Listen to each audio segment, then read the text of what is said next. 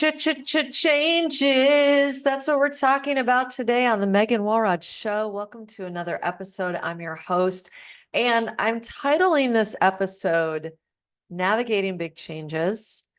And it's going to be dropped during the month of August, right before my birthday, and just a week and a half before I actually pack up and leave Portland, Oregon, the place that I've called home for the last 3 years. So I'm in the midst of these personal big changes.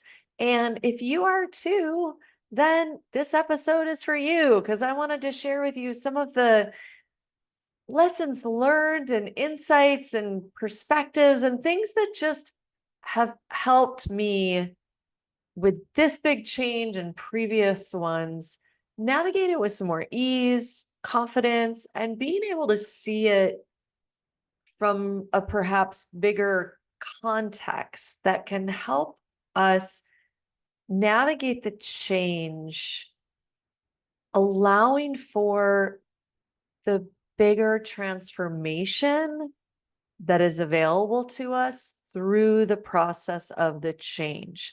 So I actually have a term for these big kind of life changes. And what are we talking about here? So one of the big changes that I'm in right now, I'm not just leaving Portland, I am following a vision to be a digital nomad for an extended period of time. And I'm going to be heading to Bali. I'm really excited about it. So that's the big change that I'm in the midst of, going from having a home base in Portland, Oregon, to having a home in Bali, yet not knowing how long I'll be there. And this move is also inviting in selling off all my stuff. I'll be selling my car when I get to the East Coast. So there's a lot of change. There's a lot of change amidst the big change. And I'm going to unpack this a little bit more. And yet just for you, you might be in the midst of a big change that is a change in relationship. Maybe you're leaving a relationship. Maybe you're entering into a relationship. Maybe you're leaving a job. Maybe you're entering into a job. Maybe you are also moving geographical locations or taking a big leap of faith into starting your own business or going, virtual or digital nomading like I am, or whatever it might be. And maybe it might be a big change of you're doing some deep inner work where you're healing from past trauma. Maybe you're doing the work of untaming where you're breaking free of all this inner conditioning that I've been talking a lot about on other episodes. So whatever that big change might be, I want to just acknowledge you in that and invite you to acknowledge what that is for you. Excuse me, as my nose itches. So big changes. One of the things that is really important too, and this is just going to be like a laser drop it in, sharing some, wisdom may contribute to. So one of the things that I've really gotten present to over the last month is that there have been big feelings, like big feelings of grief, big feelings of fear. Yes, there is the joy and excitement. I'm leaving Portland. I've loved this place, but it also 6 months of gray and rain. It just does not work for my body. I want more sunshine. And so big emotions come up. And please don't make the mistake of thinking that these big emotions mean you must be doing something wrong. That is not the case. Grief. Let's talk about grief for a moment. Grief. I've been grieving leaving this place. I've been grieving that I'll be saying goodbye to girlfriends that I've gotten really close to and met and connected with while I've been here. I've been grieving the nature of the Pacific Northwest that I have fallen in love with. I am grieving the home that I've created for myself, by myself over the last few years. I love this home, my paintings, my art, my mirrors, my plants, my daybed, my big windows with views of Mount Hood and Mount St. Helens. Like, I love this home. It's been a really empowering and important chapter of my life. So there's grief in the leaving. Yet grief, as Martin Prechtel talks about, is the highest form of praise. It's a sign that we so appreciate that person, that place, those things, experiences that we're departing from, that we're leaving, that are gone. And so if you're experiencing grief, I just want to normalize it. It's not a sign that anything is bad or wrong. It's a sign that there is an ending and that there's a letting go, and that may feel like a loss. And if there's been a death in your world, then there is that loss. Of course you're grieving. Of course you're grieving. So I just really want to normalize that. I also want to normalize that grief can just, it doesn't always look like sobbing for hours. It can look like when I'd go for walks, I just have these moments of grief. It was like when I would be out in nature, as my heart was cracking open even more to experience the beauty and the awe of where I was, whether I was kayaking on Clear Lake or hiking through the forest in Mount Hood National Forest or walking along the beach of the Oregon coast. Notice I'm naming all the places that I love as like my way of acknowledging them. There'd be these, the more joy and the more heart opening, the more I was allowing love to move through me in that way of gratitude and oh, just in awe of the beauty, the grief would gurgle up, come through me sometimes as like, it would seem like a burp in the channel of life force energy that is flowing through me. And so, not that it literally looked like a burp, but it would just be like, sometimes it'd be a few moments of just like tearless sobs. Sometimes it'd be really quiet. Sometimes it would have tears. Sometimes it would last several minutes. And then I would find my way to just a quiet, tender calm again. And then maybe I might be in this joyful exuberance again. And then maybe the grief would come up. And so I just want you to know, whatever your experience with grief is, it's okay. Grief can look so many different ways. I remember once when, after my mom died, like months after she died, and I remember one day just feeling really grumpy, many days. Sometimes grief looks like grumpy. And I remember just all I wanted to do was drive along the backcountry roads where I was living on the East Coast at the time and eat potato chips and drink Coca-Cola and just say the F word repeatedly.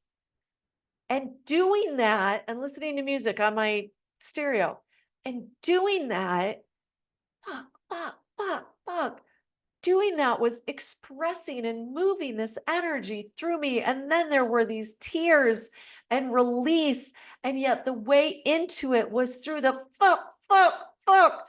And so whatever it is for you, let it be okay. And the cool thing to play with and to practice is to allow ourselves to feel the grief, to feel that emotion. Remember, emotion is energy in motion. Let it move through us. And then we don't need to stay in it. We don't need to indulge it or wallow in it. Yes, grief can take a long time. After my mom died, I grieved for a long time and it was in and out and up and down. That's not what this episode is about. And yet, if you're grieving, I just want you to be able to have this. Like, it takes the time that it takes. And yet those moments of grief, those pockets of grief can sometimes come in a moment. There's grief, you let it move through you, and then you keep going. Don't let it make you think, when the mind goes to the story of saying, something's wrong. I shouldn't be feeling grief. Maybe it's a sign that I shouldn't be making this choice or decision. That's not necessarily the case. Instead, ask yourself, is this grief because I'm actually grieving what I'm saying goodbye to, grieving what's changing, grieving what's being left, and let yourself acknowledge that. these all kind of connect together too, because I'm going to come back to this thing about what are we leaving? I'm going to come back to that. But first, excuse me, I want to talk about another thing that can be the biggest obstacle to having the big change that you actually desire and actually being willing to have the bigger change that's being invited right now is, and I want to answer that by giving a story to you. I once had a couple of wise folks say to me, the biggest obstacle to a great relationship is a good relationship. And at first I was like, what? What are you talking about? And they repeated it. Biggest obstacle to a great relationship is a good relationship. I was like, I'm missing something. Unpack that for me. And they unpacked it for me. Basically, a good relationship feels good. There's security there. It's familiar. It feels secure in that it's familiar. And yet, there could be something actually greater available to us in that same relationship or in another one. And we've got to be willing to let go of the good to take the risk of having the great. We don't have to, it's totally optional. We could choose to hang out with the good relationship and just stay there. Like this is good enough for me. Portland's good enough for me. I love the nature. I love it 6 months out of the year. That could be good enough, right? Or this relationship is good enough for me because, we know each other's strengths and challenges. We know each other's buttons. We know the things that turn each other on and turn each other off. We know that sex looks like this and, it's good enough. We know our communication is good enough. I know what to expect in the good enough, and that feels safe. But if you're like me and you know that you are here to experience great, then you gotta be on the lookout for where and when you're settling for good. And I'm not talking about like not being content with there's so much to be said for being content with what we have and where we're at in our life and being grateful for all the blessings, of course. And if there is a stagnant energy in your life, in your relationships, in relationship with where you live geographically, how you live, with your money, with your business, with your way of relating with your body, if there's a stagnancy or a sense of dissatisfaction or being bored, check in with yourself. Have I settled for good? And if so, acknowledge it. You don't need to make yourself or the other person or the situation wrong. Just acknowledge it and then start asking yourself, what could make this great? Or what would actually be the great thing that I'd like to go for here? So like for me, Portland, I knew Portland wasn't it. So I could stay here and endure it and tolerate it, how it'd be good enough. Or I could start asking, where would be even greater? Where would be the place that I could be the biggest contribution and it would be the biggest contribution to me? It's not saying Portland's wrong or I'm wrong for living here for 3 years. It's just, it's time to choose great. And here's the thing. Portland, when I first came here, was the thing that was great. I was leaving a place, a farm with my bestie on the East Coast that had also been a great. And then it became a good.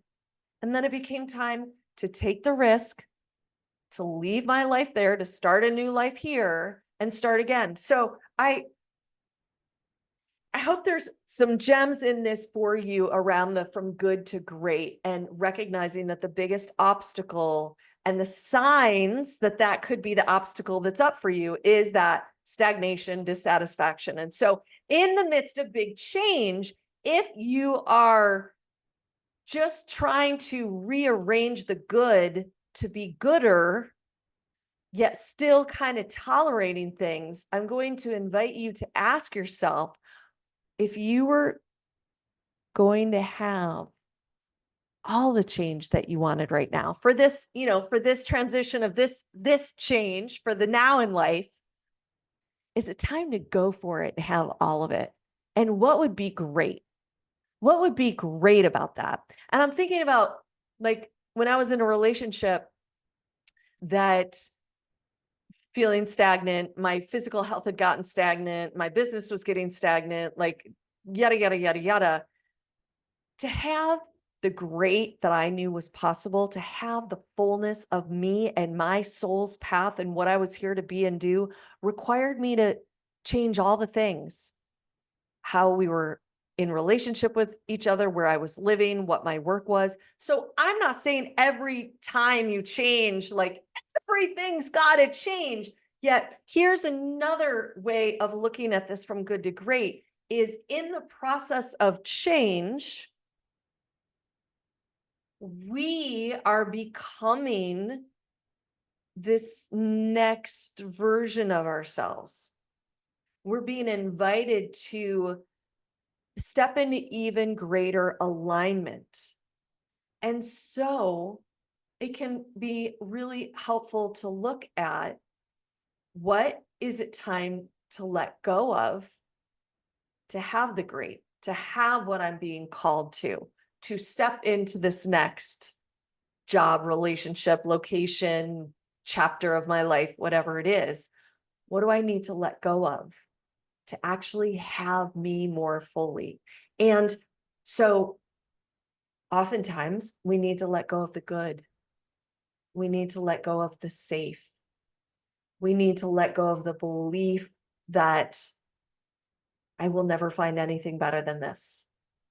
This will probably be the best that I can find. So I better stay here. I'd be safe here. I'm 50. Who do I think I am to start my life over again in Bali? Like that could be one of those negative narrators in the mind talking, that's like, who do you think you are to do this? That's crazy. You're 50. You don't start life over again. You don't sell everything again. You don't sell your car and all your belongings. And so I want to go back to one of the other big feelings is fear. Okay, so the letting go and the fear. So fear, big emotions. When fear comes up, again, please don't make the mistake of thinking that this is a sign that you're doing something wrong or bad. Please also recognize that fear can be a signpost letting you know you're moving beyond your comfort zone. So when I have moments of fear and anxiety that can come up with the doubting diva, I actually just recorded a podcast episode about the doubting diva. That's going to come out next week, depending on when you're listening to this. So you can dive into that if you want to tune into more about self-doubt and trusting ourselves. When I hear that doubt, let me stay though with the energy of fear. When I feel that fear, my job is to get uber present with myself. Let myself feel the fear. And I actually have this kind of existential kink thing that I do with the fear, that I borrowed that term from, there's a book called Existential Kink. I'd pull it from my bookshelves, but I've actually already packed it up. I forget the author's name. I'll drop it in the show notes. Existential Kink. It's like getting what we want by getting off on what we don't want. And so fear can be really uncomfortable, right? We don't necessarily enjoy hanging out in that space. Yet I can get this special kind of turn on with fear when I recognize it as a sign that I am really going beyond my comfort zone. I often do that too with doubt. You'll learn more about how to befriend doubt in next week's episode, and anxiety. I have the skills and the self-awareness that I walk you through in other episodes of how to work with that doubt and that anxiety. So instead of driving the show, I let it be a signpost too. Oh, this is a sign I'm really moving beyond my comfort zone. This is not a sign that I'm doing something bad or wrong. This is not a sign that I should retreat, right? But here's the thing, it is so human to want to quiet those voices. And so we do this often unconscious thing of retreating from the change, retreating from that risk, retreating into our comfort zone because it feels safer. The fear isn't as loud there. The doubt and the anxiety aren't as loud there. They often shut up when we're in our comfort zone, curled up watching Netflix, binging on cosmic bliss, ice cream, because there's safety there. So when you hear those voices and when you feel those big feels, let it be a signpost that you're moving beyond your comfort zone.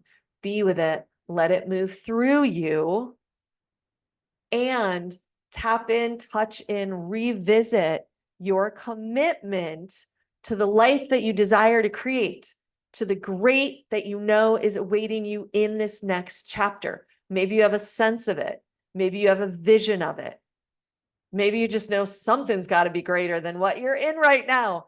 That is you throwing a lifeline to your future self and allowing yourself to be juiced up by that energy as you're navigating what can feel really uncomfortable in this transition zone where you haven't fully left the old life and the new life is there, but you haven't yet gotten there. And then when you've left the life, but the new life hasn't started yet, you're still in this middle terrain that William Bridges talks about extensively in his work about transitions and change and life transitions.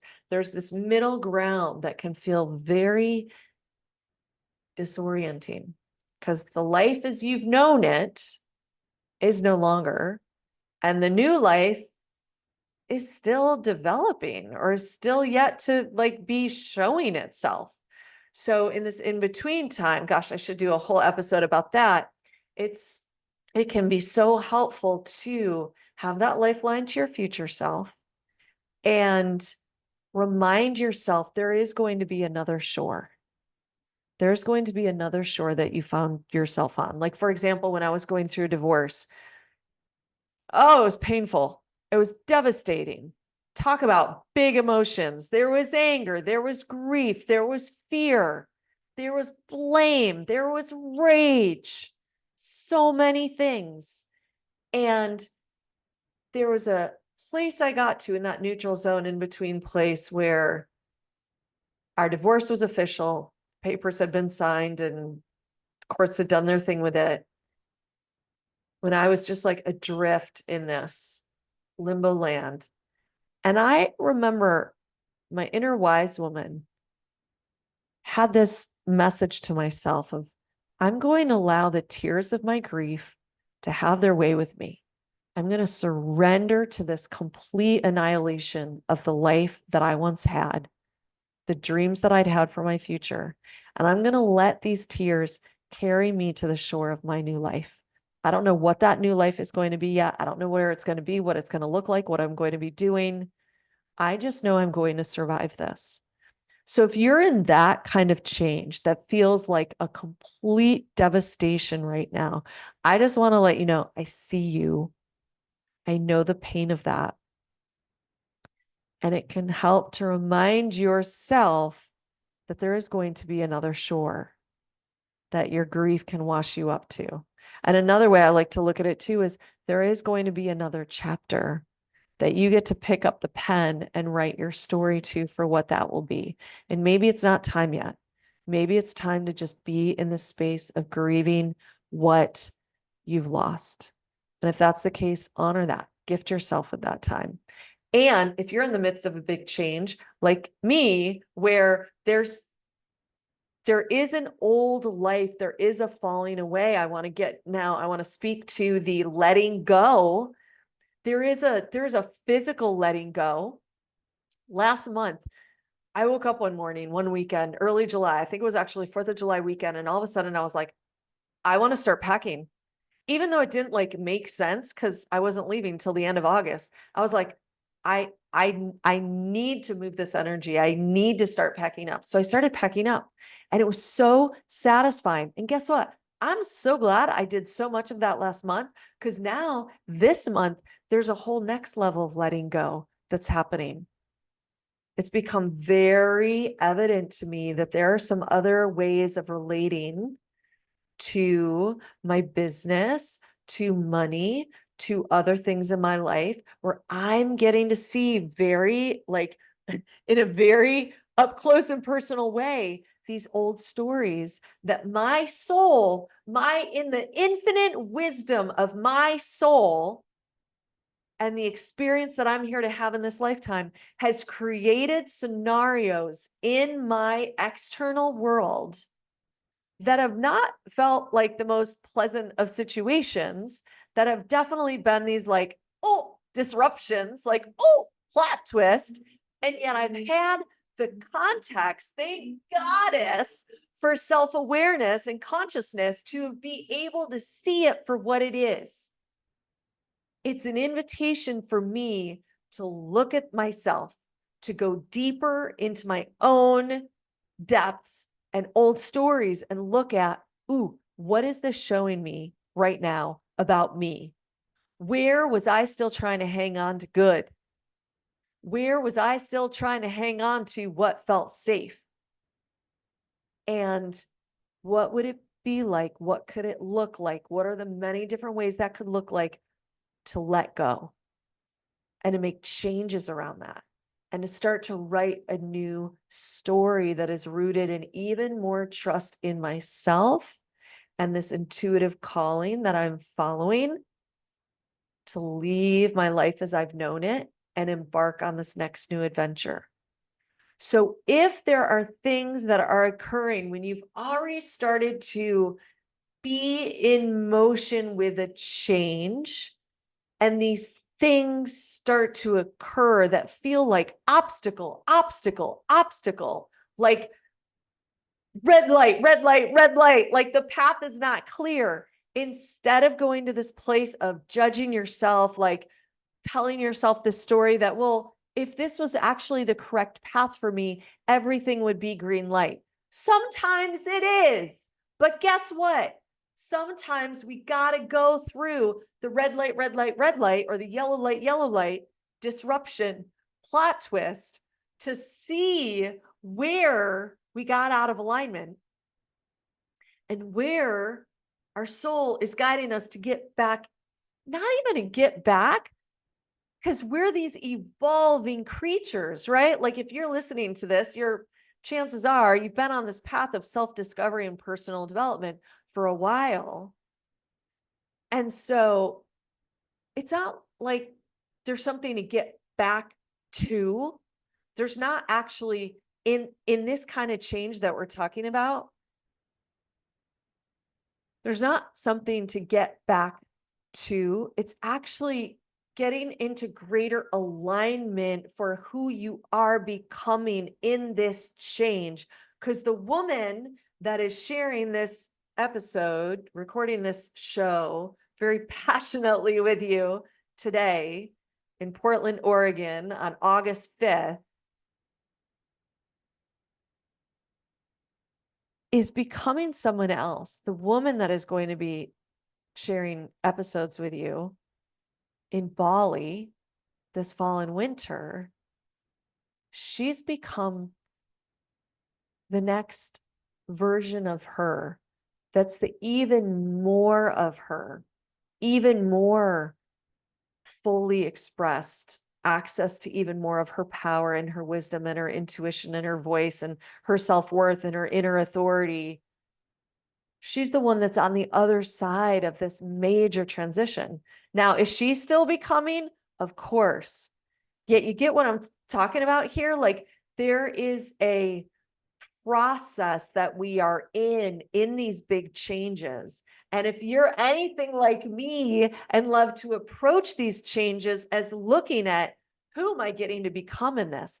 What is my next level of growth here? What is my growing edge that spirit, soul, mystery, universe, God, goddess, self with a big S is inviting me to grow into? What do I need to let go of to have all of me?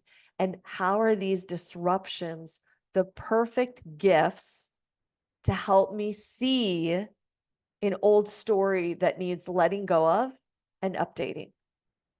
So when you can approach these situations in life from that lens, from that bigger context and recognition, they're not bad and wrong. You're not bad and wrong. It may feel really uncomfortable for a while. Welcome to the journey of what I call the soul crossings, where we are being invited to shed old beliefs, stories, ways of being, jobs, relationships, all kinds of things in order to have a fuller, freer sense of self and life. And when we are willing to do that work of the letting go and be in the discomfort for a while, we are rewarded with the wealth that is beyond measure, that is the wealth of our soul aliveness and awakeness, the magic of the synchronicities, the possibilities that come to us. I am sharing this with you right now from a place of a woman who has taken many leaps of faith and many risks in herself, as I imagine you have too. And I'm sharing this with you also as a woman who needs to be reminded of this wisdom myself at moments during this transition. So, what is the medicine that you carry that you need to remind yourself of right now? Take it in. You are a wise, fucking powerful woman, person, being, even if you've lost sight of that right now. Because here's another thing that can occur when we are leaving the good for the great. We knew how to show up and rock that good. We knew how to do that. Now we're in this next evolution of ourselves. We're going through that next phase of like what is it? The unconscious. There's like a ladder that talks about different, like, if you know what I'm talking about, fill in the blanks for me. My mind is having a mind fart about that. But in this next new transition and big change, you can feel like a novice again. You can feel like, I don't know what I'm doing. You may feel like, what the heck am I doing? What have I set in motion here? Is it too late to stop it? Do I really want to do this? I want to remind you that those doubts are normal. You are not bad and wrong for having them. You do not need to feel shame around them. I'm going to encourage you to listen to the next several episodes as they're available to you, as I unpack more of these inner critics and give more tips for how to work with them so you can access their superpowers, so that instead of being immobilized by doubt, you know how to tap into her hidden power of trusting yourself and your intuition, for example, and let yourself be super. This is a phase in life where it's this interesting both and of being both really gentle with ourselves and also really fierce. Like, I'm inviting myself to have certain conversations that have been wanting to be had for a while, and pretty soon is the time to be having them. And I'm letting it turn me on. And I'm letting myself feel the fear and the anxiety and love myself through it and remind myself, what is my soul here to experience this lifetime? Oh, yeah, all of me, full expression, full freedom, all of my power. So is it time to let go of that limiting story, that limiting pattern? Fuck yeah. Is it going to be uncomfortable as heck? Yes.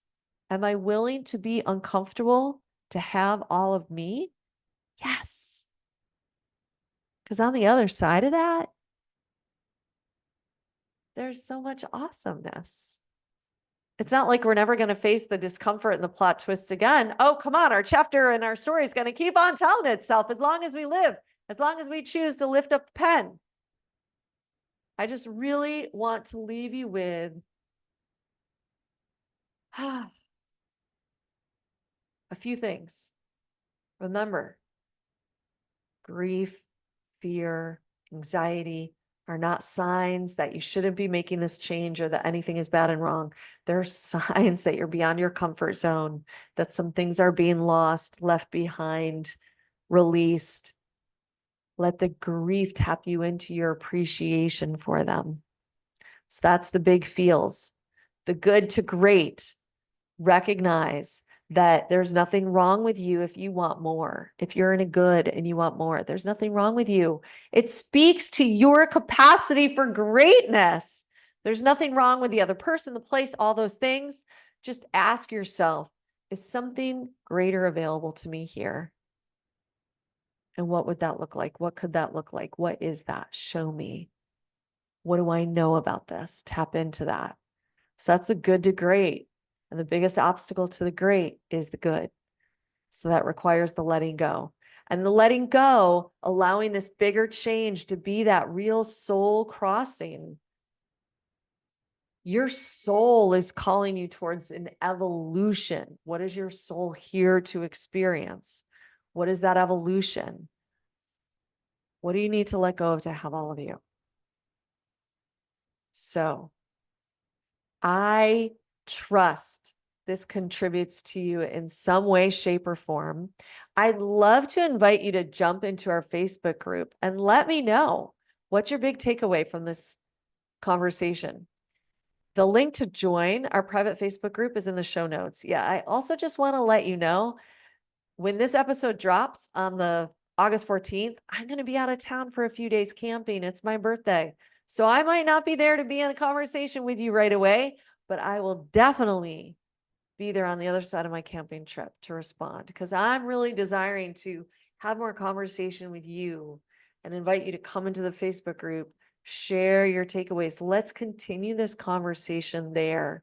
Let's inspire, uplift, support, remind each other of these wisdoms when we forget. So thank you for being here. Thank you for tuning in. And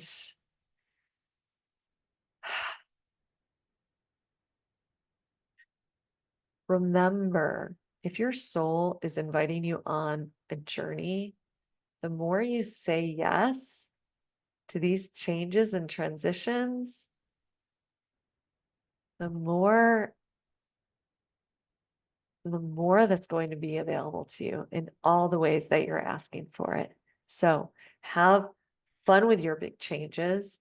May you get off on the scary edges. And I wonder how all of this will unfold even greater than you can imagine. Ooh la la. Mwah. Thanks for tuning in. See you next time.